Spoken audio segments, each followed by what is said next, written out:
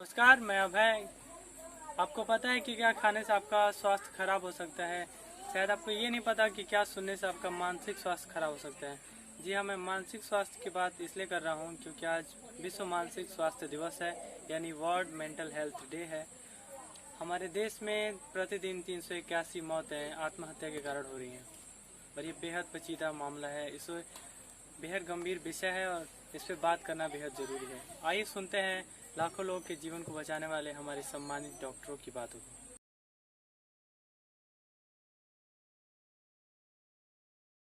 आप सबको बहुत बहुत नमस्कार। मेरा नाम डॉक्टर रोहित है और मैं जनपद कुशीनगर में क्वालिटी एश्योरेंस परामर्शदाता के पद पर अभी हूँ और पिछले कुछ समय से कोरोना का नोडल भी रहा है यहाँ पे।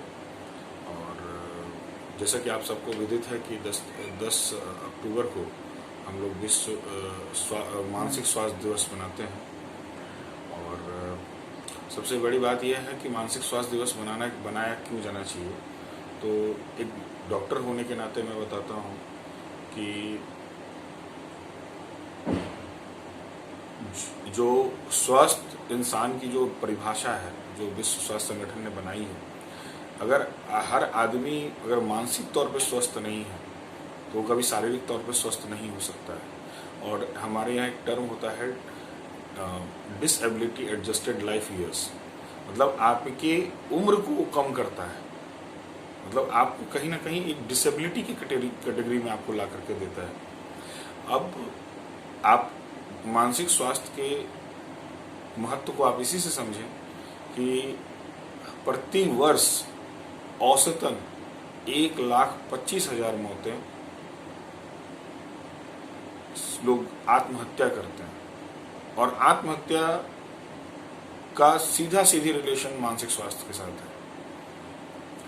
अब ये 1,25,000 जाने हम हर साल बचा सकते हैं क्योंकि उसमें से 60%, ये डायरेक्ट डाटा है कि 60% लोगों को अगर सही समय पर काउंसलिंग मिल गई होती तो वो आज हमारे बीच होते। और ये बहुत बड़ा एक पब्लिक हेल्थ क्राइसिस इसको हम बोलते हैं अपनी भाषा में, ये बहुत बड़ा पब्लिक हेल्थ क्राइसिस है आज के डेट में।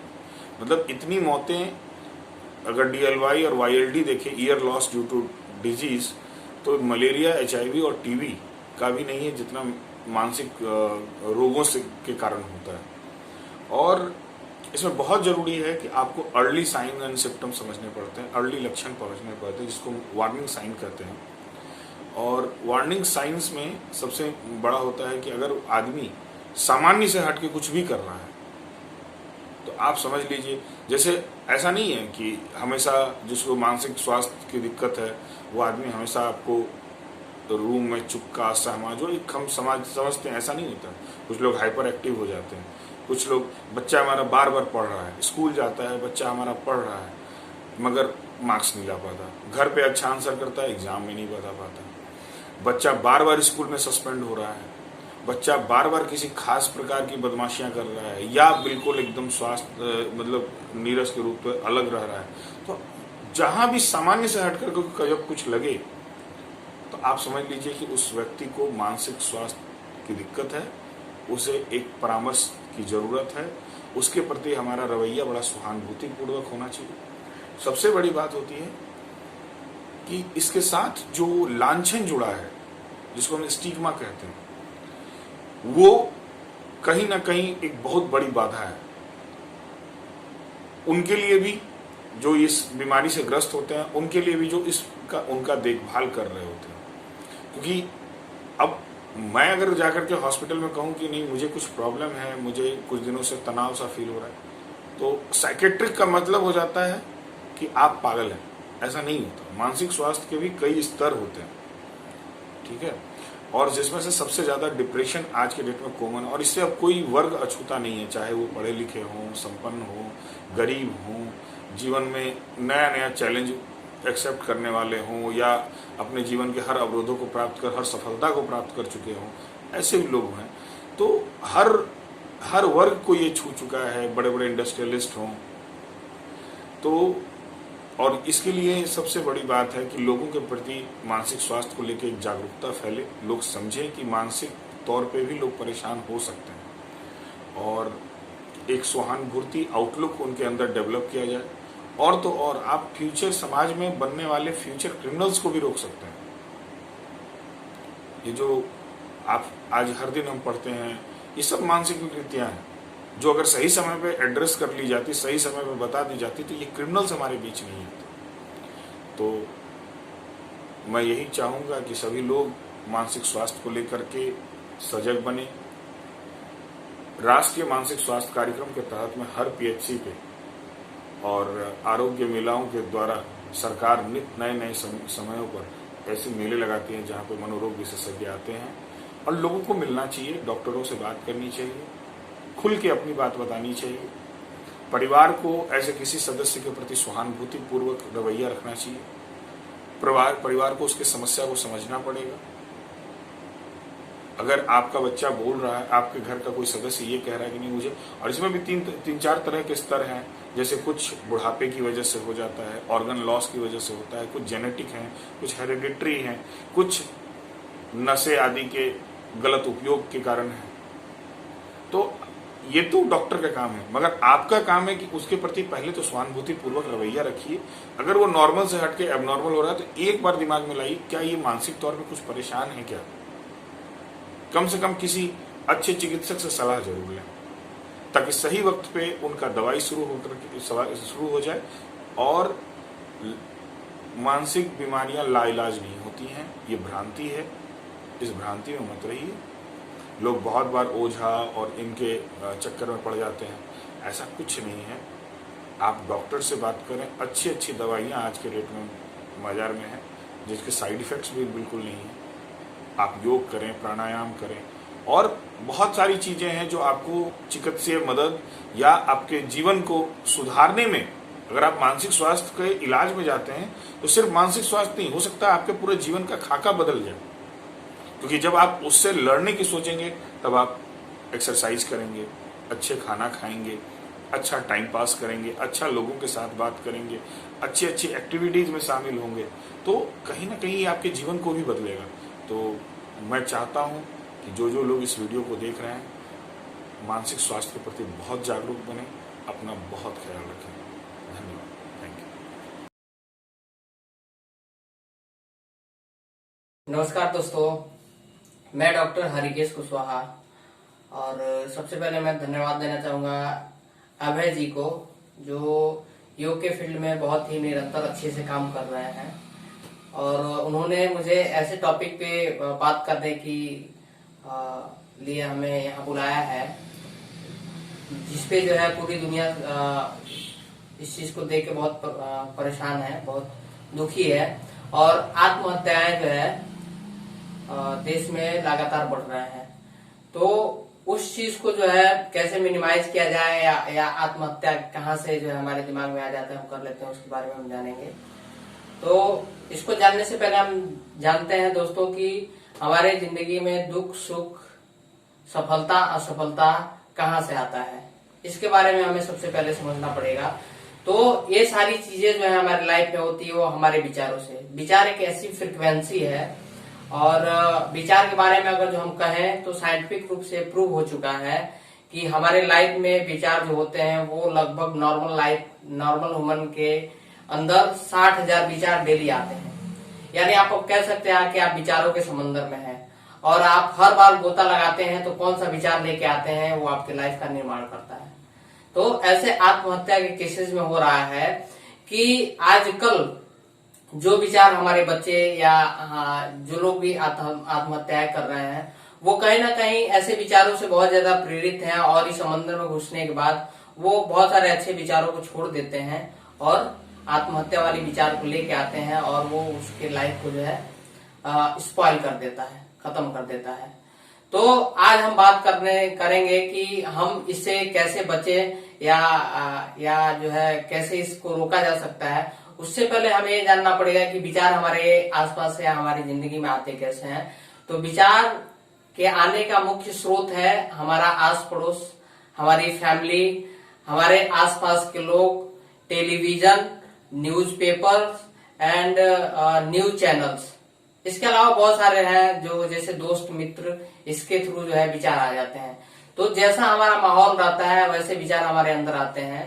तो आप जो है अगर जो सफल होना चाहते हैं या अपनी जिंदगी में अच्छा काम करना चाहते हैं तो हमारी संस्था है वाइटलाइजर, आप उससे जुड़ सकते हैं। वो हमेशा जो है अच्छे विचारों को लोगों के अंदर प्रदान करने की कोशिश करती है और लोगों के भविष्य का निर्माण करने की कोशिश कर रही है, स्पेशली युवाओं के भविष्य का निर्माण करने की कोशिश कर रही है और उनमें अच्छे विचारों को जो है डालने की कोशिश कर रही है। ये तो बात हुई कि विचार हमारे लाइफ में कैसे आते हैं। अगर जो हमें मौका मिला तो मैं आगे डिटेल में बता सकता हूँ इसको कि हमारे लाइफ में विचार कैसे आते हैं। हम थोड़ा सा और बात कर सकते हैं कि अगर जो हमें इससे बचना है तो कैसे हम बचे। तो जहां से हमारा विचार आता है हम उसी को रोकना है, हमें उस चीज को तुरंत रोकना है और उसको रोक के हम एक विचार को जो है रोक नहीं सकते, उसके जगह पे अच्छे विचार को हमें रिप्लेस करना है। तो और एक चीज और मैं बताऊं आपको कि दुनिया में जितनी भी मौतें हुई हैं या जितने भी लोग मरते हैं या आत्महत्याएं करते हैं, दोस्तों साइंटिफिक तरीके से अगर देखा जाए तो आईक्यू होता है। आईक्यू का नाम आप लोगों ने सुना ही होगा, जिसको हम इंटेलिजेंट क्वेश्चन करते हैं। इसके अलावा 2 क्वेश्चन और होते हैं जो मैं आज आपको बताने जा रहा हूँ। वो 2 क्वेश्चन है स्पिरिचुअल क्वेश्चन और इमोशन क्वेश्चन। तो अगर जो आपके लाइफ में आईक्यू बहुत बड़ा है, आपका आईक्यू बहुत बड़ा है, आईक्यू बड़ा है और आपका यूक्यू और एसक्यू अगर जो छोटा है तो आप अपने लाइफ में ऐसे नकारात्मकता की तरफ आप बढ़ते चले जाते हैं। तो इससे बचने के लिए आप हमेशा अच्छे विचारों के बीच में रहें, जैसे हमारे वाइटलाइजर संस्था से जुड़ सकते हैं या फिर आपको जो है अच्छी किताबें पढ़ सकते हैं जिससे कि आपको जो है पॉजिटिविटी या पॉजिटिव थॉट जो है आपके अंदर आए। अगर आप न्यूज चैनल देख रहे हैं या न्यूज़पेपर पढ़ रहे हैं तो मेरे ख्याल से जो उसमें आजकल के न्यूज चैनल में और आजकल के न्यूज़पेपर में नेगेटिव विचारों को छोड़ के पॉजिटिविटी की बातें ही नहीं की जाती हैं, तो आप उसको पढ़ना छोड़ दीजिए। तो ऐसे आप जो है प्रेरित हो जाते हैं और प्रेरित होने के बाद आत्महत्याएं करते हैं। तो लास्टली मैं ये कहूंगा कि आत्महत्या करना जो है बहुत बड़ा अपराध है और अगर जो आप अपने लाइफ को बना नहीं सकते तो आप अपने लाइफ को मिटा भी नहीं सकते। तो लास्टली मैं धन्यवाद फिर से दूंगा अभय जी को, जो इन्होंने मुझे यहाँ बोलने का मौका दिया। और दोस्तों अगर जो आप अच्छे से किसी भी चीज के बारे में पॉजिटिव थॉट कहाँ से आए, कैसे लाया जाए या जीवन में सफलता कैसे पाया जाए, इसके बारे में अगर जो आप जानना चाहते हैं या समझना चाहते हैं तो आप वाइटलाइजर संस्था से जुड़े। धन्यवाद। मैं doctor Rita Chaudhary Chandra naturopathy and acupressure की थेरेपिस्ट हूँ। आज मैं वर्ल्ड मेंटल हेल्थ डे पे कुछ कहना चाहूँगी, खासकर महिलाओं से, कि महिलाओं का जो है ये मानसिक तनाव कब से शुरू हो जाता है, उन्हें पता भी नहीं चलता है कि वो कब से इससे ग्रसित हो गई हैं। महिलाओं का जो है ये चीज़ जो है जब उनके बच्चे 14-15 साल के होते हैं तभी से स्टार्ट हो जाता है। उनको पता नहीं चलता है कि हम इस तरफ जा रहे हैं धीरे धीरे। बच्चे क्या है, बच्चों की लाइफ जो है 14-15 साल के बाद अपने आप शुरू हो जाती है। वो अपनी लाइफ में बिजी रहते हैं, पढ़ाई लिखाई है, कैरियर से रिलेटेड है, वो बिजी हो जाते हैं बच्चे। महिलाओं को क्या लगता है कि बच्चे जो हैं हमको इग्नोर कर रहे हैं, बच्चे हमसे कनेक्ट नहीं रहते हैं, बच्चे अपनी बात नहीं करते हैं, वो टाइम स्पेंड नहीं करते हैं जो पहले करते थे। तो उनको धीरे धीरे तभी से स्टार्ट हो जाता है, ये अंदर ही अंदर उनको जो है टेंशन होने लगती है और वो जो है डिप्रेशन में जाने लगती हैं। लेकिन वो अभी हल्का डिप्रेशन होता है, वो इतना ध्यान नहीं देती हैं। लेकिन बात तो जब होती है जब उनका मेनोपॉज टाइम आता है, यानी 40 के करीब जब पहुंचती हैं वो, तो उनका मेनोपॉज का जो लक्षण शुरू हो जाते हैं। जैसे उनको रात में नींद नहीं आना, पसीना अधिक आना और जो है वो हेल्थ में कोई ना कोई प्रॉब्लम होती है, किसी चीज़ में इंटरेस्ट नहीं लेना, ज़्यादातर गुमसुम रहना, किसी से बात नहीं करना। तो ये सब चीज़ें औरतों में स्टार्ट हो जाती है। कहीं मन नहीं लगता, उनको कोई काम अच्छा नहीं लगता करना, तो वो धीरे धीरे ऐसा लगता है कि अपने फैमिली रूटीन की तरफ से भी कटने लगती हैं। अब उनको लगता है पता नहीं क्या हमारे शरीर में हो रहा है, क्या हो रहा है, इस तरह से वो समझ नहीं पाती हैं। लेकिन धीरे धीरे ये जो महिलाएं हैं कि वो इतना ज़्यादा डिप्रेशन में रहने लगती हैं कि अपने शारीरिक बदलाव को जो है वो सोचती हैं कि उनकी लाइफ अब ख़त्म है, अब जो है इनका पीरियड रुक गया है तो उनका लाइफ जो है एकदम बिल्कुल स्पॉइल हो गया है। अब वो जो है धीरे धीरे ऐसा लगता है अब हमारी कोई पूछ नहीं है। तो महिलाओं से हम ये कहना चाहेंगे कि महिलाएं बिल्कुल गलत हैं इस टाइम, क्योंकि लाइफ कभी रुकती नहीं है। ये एक मासिक चक्र है, वो जैसे शुरू हुआ था वैसे ही ख़त्म भी होगा, लेकिन आप उसी तरह हैं और जैसे पहले थी उसी तरह बाद में भी हैं। लेकिन ये आप सोच ऐसी बना लेती हैं, कहते हैं ना जैसा सोचते हैं वैसा ही शरीर में होने लगता है, यानी क्रिएट होने लगता है। तो हम अपनी ज़रूरत हमको ये है कि हम अपनी सोच को बदलें। हम अपनी सोच को बदलेंगे क्योंकि ये मेनोपॉज जो है हो गया, कोई बात नहीं है। हम वही हैं जो हमारे शारीरिक में कोई बदलाव नहीं है, शारीरिक क्षमता हमारी सब वही है। हम क्या करते हैं, अब डिप्रेशन जब हो जाता है तो हमको लगता है कि अब हमारे लिए कुछ दुनिया में रखा नहीं है, और इस हद तक सोचती हैं कि वो जो है अपने जो है आत्महत्या करने तक लिए पहुंच जाती हैं। लेकिन औरतों से हम ये कहना चाहेंगे कि वो आप इससे बच सकती हैं। जैसे आपके बहुत सारे शौक़ हैं जो आप शादी से पहले वो काम करना चाहती हैं, लेकिन शादी हो जाने के बाद से आप नहीं कर पाई, किसी वजह से नहीं कर पाई। कभी फैमिली को देखना था, कभी बच्चों को देखना है, कभी ये सब चीज़ें औरतों के साथ लगी। तो इसका मतलब ये नहीं है कि आपका शौक़ जो था वो पूरा नहीं हो सकता। अब आप 40 की उम्र के बाद जो है आप अपने शौक़ को जो है पूरा कर सकती हैं। आपके पास बहुत सारे माध्यम हैं। और हम जो है ये आपका जो है योगा है, आपका एक्यूप्रेशर है, नेचुरोपैथी से, इन सब चीज़ों से भी हम बाहर आ सकते हैं।